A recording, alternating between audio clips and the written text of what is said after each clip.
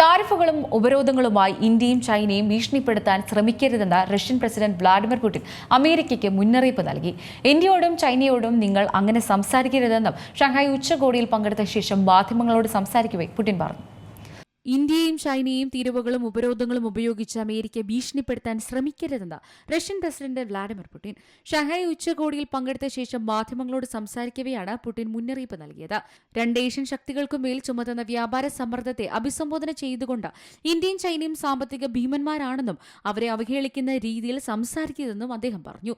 Donald ട്രംപിന്റെ നേതൃത്വത്തിലുള്ള US ഭരണകൂടം ന്യൂഡൽഹിയിൽ 50% വൻ തീരുവ ചുമത്തിയ സാഹചര്യത്തിലാണ് പുടിന്റെ പരാമർശം. റഷ്യയുമായി ബിസിനസ് നടത്തുന്നതിന്റെ പേരിലാണിത്.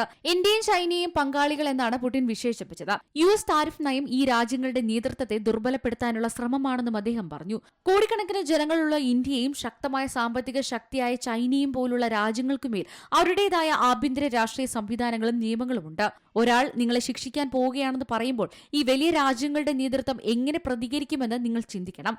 രാജ്യാന്തര നിയമത്തിന്റെ അടിസ്ഥാനത്തിൽ എല്ലാവർക്കും തുല്യ അവകാശങ്ങളും സമാനമായ സ്ഥാനവുമാണ് വേണ്ടതെന്നും പുടിൻ പറഞ്ഞു. News desk C Malayalam news. ഏറ്റവും പുതിയ വാർത്തകളും വിശേഷങ്ങളും വിരൽത്തുമ്പിലറിയാൻ സി മലയാളം ന്യൂസ് എല്ലാ ഡിജിറ്റൽ പ്ലാറ്റ്ഫോമുകളിലും ലഭ്യം.